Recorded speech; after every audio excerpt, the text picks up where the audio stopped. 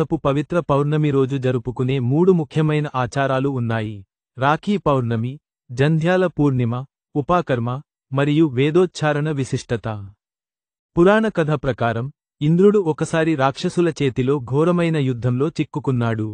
అప్పుడు బ్రహ్మదేవుడు సూచనలతో బృహస్పతి మహర్షి ఒక రక్షాసూత్రాన్ని తయారు చేసి అది ఇంద్రుడి చేతికి కట్టాడు.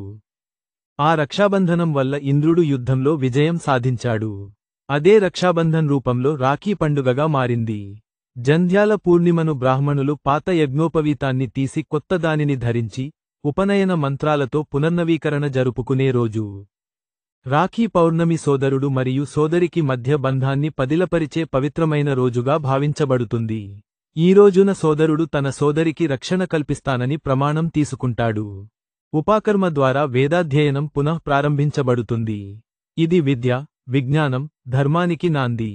ఈ రోజంతా పవిత్రతతో, శుద్ధ హృదయంతో చేసే పూజలు, ఉపవాసం, జపాలు మనకు బ్రహ్మజ్ఞానానికి దారితీస్తాయి.